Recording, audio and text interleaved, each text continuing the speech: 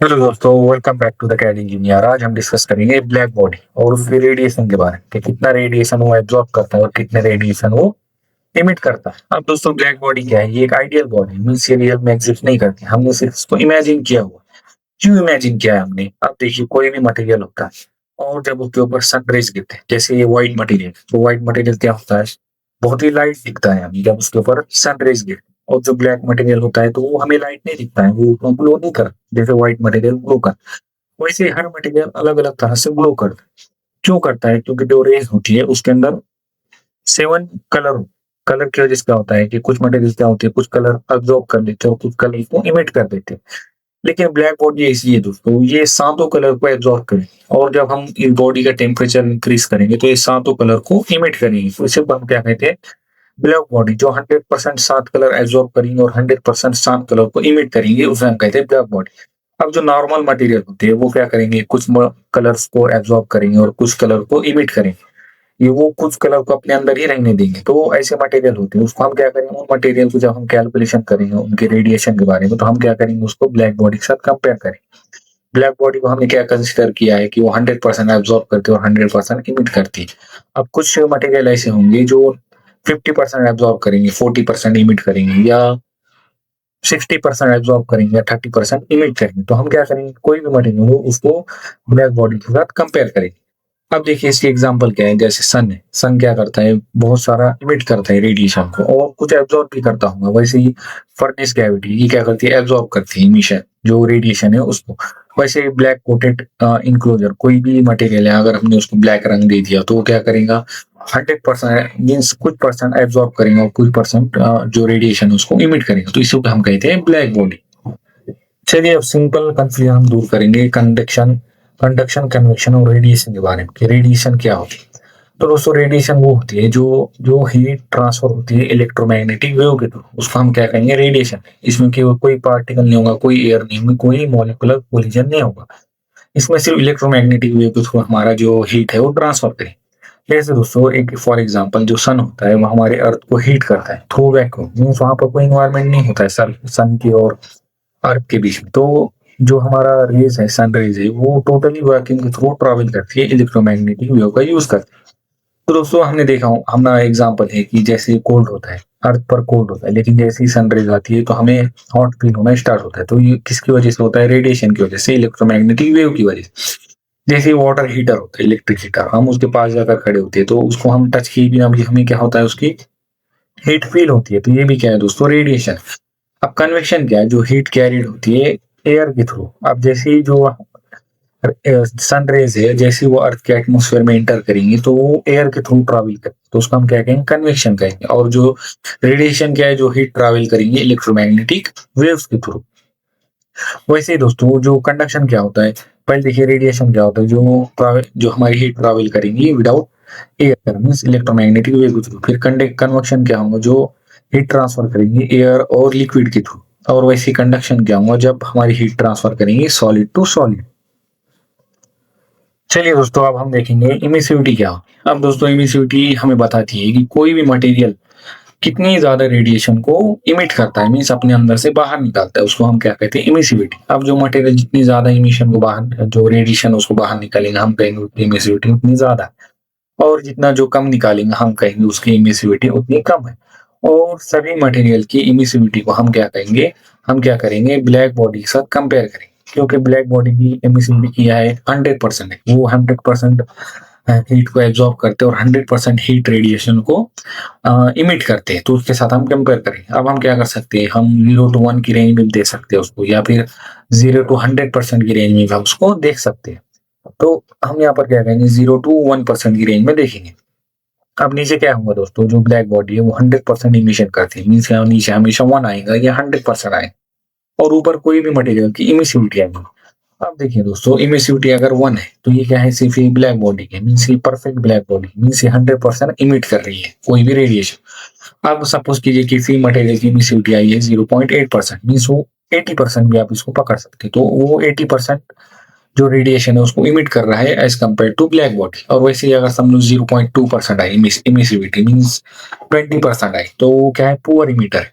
वैसे दोस्तों, for example black paint है, उसकी 9% इमिटिविटी है, मीन्स वो अपने अंदर से बहुत ज्यादा रेडिएशन को इमिट करता है। 0.9% मीन्स 90%। वैसे पॉलिश्ड एल्यूमिनियम 0.05% मीन्स ये 5% हो गया। टेरिबल इमिटर मीन्स ये बहुत ज्यादा इमिट नहीं कर पाता, पूरा एब्जॉर्ब कर लेता है और हीट हो जाता है एल्यूमिनियम। वैसे ह्यूमन स्किन है, ह्यूमन स्किन क्या है 0.95% मीन 95% ये इमिटर होते हैं, मीन्स ये जल्दी गर्म नहीं होती है बॉडी हमारी। वैसे दोस्तों ब्लैक बॉडी क्या है, परफेक्ट इमिटर है और परफेक्ट एब्जॉर्बर है। वैसे इमिसिविटी क्या है, जो सरफेस जितनी ज्यादा कितनी इफेक्टिवनेस से इमिट करेगा रेडिएशन को, वो हमें क्या बात इमिसिविटी की वैल्यू हमें वो बताती है। चलिए दोस्तों तो अब हम देखेंगे एब्जॉर्बिविटी क्या होती है। कोई भी बॉडी, आप सपोज लीजिए कोई भी मटेरियल, उसके ऊपर जब भी कोई रेज गिरती है या फिर जो हम उसको हीट देते हैं रेडिएशन, तो क्या होगा वो मटेरियल कैसे बिहेव करे, वो कुछ रेडिएशन को एब्जॉर्ब करके अपने अंदर रखे। कुछ मटेरियल क्या करेंगे वो रिफ्लेक्ट कर दे, और कुछ मटेरियल क्या करेंगे वो अपने अंदर से ट्रांसफर कर दे।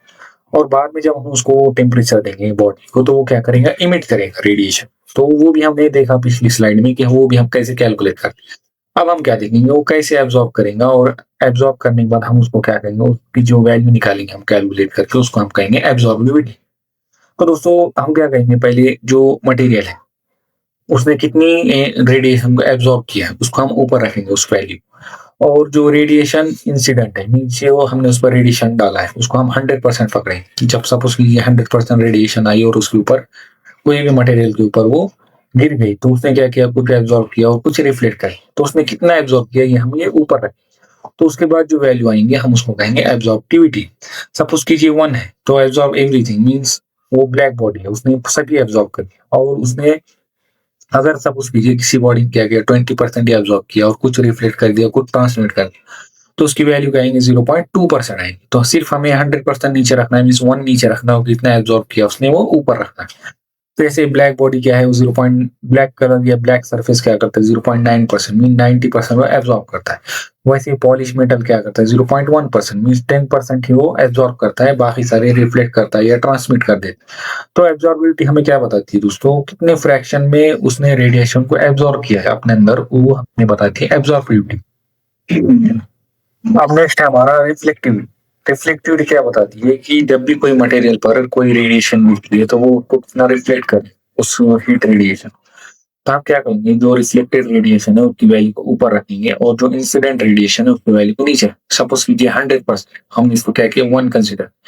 अब सपोज कीजिए इसने क्या किया है 0.8% ही इसने एब्जॉर्ब किया है, मीन्स 80% जो है रिफ्लेक्ट किया है।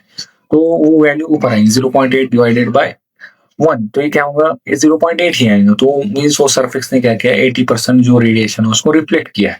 तो जितना शाइनी सरफेस होगा वो उतना ज्यादा रिफ्लेक्ट करेगा। तो वैसे इसलिए जो व्हाइट बॉडी है वो उतना ज्यादा रिफ्लेक्ट करेगी। वैसे जो पॉलिश्ड एल्यूमिनियम वो कितना रिफ्लेक्ट करती है 0.9%, 90% वो रिफ्लेक्ट करती है, एब्जॉर्ब नहीं करती। वैसे जो ब्लैक पेंट होता है तो वो 0.1% ही रिफ्लेक्ट करता है, मीन जो ब्लैक बॉडी वो 100% एब्जॉर्ब करती है तो वो 0% रिफ्लेक्ट करती है। वैसे जो ब्लैक पेंट होगा वो 0. रिफ्लेक्ट करेंगे 0.1 मीन्स 10% वो रिफ्लेक्ट करेंगे, या तो वो एब्जॉर्ब करेंगे या ट्रांसमिट करेंगे। तो रिफ्लेक्टिविटी हमें क्या बताती है दोस्तों, कोई भी सरफेस कितने फ्रैक्शन में जो उसके ऊपर इंसिडेंट हुई है रेज उसको रिफ्लेक्ट करती है, वो हमें बताती है रिफ्लेक्टिविटी। चलिए अब हम देखेंगे ट्रांसमिटिविटी क्या होती है। अब दोस्तों कोई भी मटेरियल उसके ऊपर रेडिएशन आएंगे, हीट रेडिएशन आएंगे या सन रेज आएंगे, तो क्या करेंगे उसको एब्जॉर्ब भी नहीं करेंगे, रिफ्लेक्ट भी नहीं करेंगे, उसको अपने अंदर से ट्रांसमिट होने लगती है। जैसे ग्लास होती है, जो ग्लास होती है वो क्या करती है अपने अंदर से जो हीट है उसको ट्रांसमिट होने देती है। तो वैसे ही इसको हम क्या कहेंगे ट्रांसमिटिविटी ऑफ दैट मटेरियल। आप सपोज उसको हम जब कैलकुलेट करेंगे रेडिएशन ट्रांसमिटेड कितना उसने अपने अंदर से ट्रांसफर होने दिया और कितना रिफ्लेक्ट किया या फिर कितना एब्जॉर्ब, तो हम ट्रांसमिटिविटी वैल्यू को यहाँ पर रखेंगे और रेडिएशन इंसिडेंट पे यहाँ रखेंगे। अब सपोज कीजिए जो रेडिएशन इंसिडेंट है वो 100%, फिर वो नीचे क्या आएंगे 1 आएंगे, और उसमें सपोज कीजिए 0.7% में ट्रांसमिट होने, तो हम क्या कहेंगे उसको क्या कहेंगे वैल्यू 0.7 मीन्स जो सरफेस है उसने 70% अपने अंदर से उस रेडिएशन को पास होने दिया। वैसे ही ट्रांसपेरेंट मटेरियल इसकी ट्रांसमिटिविटी बहुत ज्यादा हाई होती है। जैसे ग्लास है, ग्लास की ट्रांसमिटिविटी 0.9% मीन 90% वो ट्रांसमिट होने देते हैं, कुछ एब्जॉर्ब कर लेते हैं, कुछ रिफ्लेक्ट कर लेते हैं। वैसे मेटल है, वो मेटल अपने अंदर से रेडिएशन को ट्रांसमिट ही नहीं होने देता है, तो वो क्या होता है 0% ट्रांसमिट करते हैं। तो दोस्तों ट्रांसमिटिविटी हमें बताती है कि कितने फ्रैक्शन में रेडिएशन उसने अपने अंदर से ट्रांसफर होने दिया है, ये हमें बताएंगे, ये वैल्यू हमें बताएंगे ट्रांसमिटिविटी। चलिए अब हम देखेंगे रिलेशनशिप बिटवीन एब्जॉर्बिविटी, रिफ्लेक्टिविटी और ट्रांसमिटिविटी। इन तीनों के बीच में क्या रिलेशन, और अगर हमें दो चीजें पता हो तो हमें एक चीज को कैलकुलेट कर सकते हैं इस रिलेशन को न्यूज स्टडी कर। अब देखिए दोस्तों, कोई भी मटेरियल उसके ऊपर रेडिएशन में स्टडी, तो वो कुछ को रिफ्लेक्ट कर देंगे, कुछ को एब्जॉर्ब कर लेंगे और कुछ को ट्रांसमिट कर देंगे। अगर हमें दो पता हो तो हम एक को मालूम कर सकते हैं। सपोज कीजिए कोई मटेरियल है, उसने कितना एब्जॉर्ब किया, 0.1% एब्जॉर्ब किया, रिफ्लेक्ट कितना किया है, 0.8% किया है। तो यहाँ ट्रांसमिटिव को हम एज इट इज रहने देंगे और टोटल इंसिडेंट रेडिएशन क्या होंगे हमारी 1 होगी। तो जब हम इन दोनों कैलकुलेट कर लेंगे तो हमें जो ट्रांसमिटिविटी है वो भी पता चल जाएगी। तो इस फॉर्मूले का यूज करके हमें दो चीजें पता हो तो हमें एक चीजों को मालूम कर सकते हैं। जैसे दोस्तों सनलाइट अगर वो ग्लास को हिट कर रही, कोई भी ग्लास, तो क्या होगा, वो सब कुछ को एब्जॉर्ब कर देंगे और कुछ को क्या कर देंगे वो रिफ्लेक्ट कर देंगे और कुछ को क्या कर देंगे वो अपने अंदर से ट्रांसमिट कर देंगे ग्लास। तो ये इजी भी है, अगर आपको कोई दो चीजें पता हो तो आप ये कैलकुलेट कर सकते हो इस रिलेशनशिप का यूज कर। चलिए अब हम देखेंगे Kirchhoff's law of radiation. Kirchhoff क्या है, एक साइंटिस्ट है, इनका इनका एक स्टेटमेंट है। स्टेटमेंट क्या है, अगर कोई बॉडी बहुत अच्छी एब्जॉर्बर है तो बहुत ही अच्छी एमिटर भी हो, means at the same temperature. Means suppose कीजिए ये बॉडी है और ये 20 डिग्री सेल्सियस पे कोई रेडिएशन को एब्जॉर्ब कर रही है, तो बाद में जब हम बॉडी को ठंडी होने के बाद फिर से गर्म करेंगे 20 डिग्री सेल्सियस, तो वो इमिट भी करेंगे रेडिएशन को बहुत उसी हिसाब से। मीन्स अगर उसने 20 डिग्री सेल्सियस पे 80% रेडिएशन को एब्जॉर्ब किया है तो बाद में वो 20 डिग्री सेल्सियस पे 80% रेडिएशन को इमिट भी करेंगे। तो यही हमें कहता है Kirchhoff law of radiation. If a surface absorb radiation well, it also emit radiation well. एक surface is a poor absorber, it will also be a poor emitter. तो ये हमें किरचॉफ लॉ ऑफ रेडिएशन बताता है। तो ये बहुत ही दोस्तों सिंपल है दोस्तों, अगर इसका फॉर्मूला देखेंगे तो जो emissivity equal to absorptivity at same temperature. अब इसके कुछ रियल लाइफ एग्जांपल देखिए दोस्तों, जो ब्लैक सरफेस होता है वो रेडिएशन को बहुत ज्यादा एब्जॉर्ब करता है 90%, फिर वो जल्दी गर्म भी हो जाता है और फिर वो क्या करता है रेडिएशन को स्ट्रांगली इमिट भी करता है। और वैसे ये गुड एब्जॉर्बर भी है और गुड इमिटर भी। अब वैसे ही शाइनी सरफेस जैसे व्हाइट सरफेस है, ये बहुत ही लिटिल रेडिएशन को एब्जॉर्ब करता है, ये रिफ्लेक्ट कर देता है। और वैसे ये ठंडा रहता है सनलाइट में और वैसे इमिट करता है रेडिएशन को बहुत ही थोड़ा। तो जो पुअर एब्जॉर्बर होगा वो पुअर इमिटर होगा और जो गुड एब्जॉर्बर होगा वो गुड इमिटर। तो ये मटेरियल ये जो किरचॉफ लॉ है हमें बताता है। तो दोस्तों अगर आपको ये वीडियो पसंद आया हो तो शेयर कीजिए अपने दोस्तों के साथ और लाइक और सब्सक्राइब कीजिए द अकेडमी और चैनल को। आपके सपोर्ट से चैनल ग्रो करेंगे और भी अमेजिंग वीडियो आएंगे। और आपको इस वीडियो की पीपीटी टेलीग्राम चैनल पर मिल जाएंगे जिसकी लिंक मैंने डिस्क्रिप्शन में दे रखी है। So thank you so much दोस्तों, मिलते हैं नेक्स्ट वीडियो।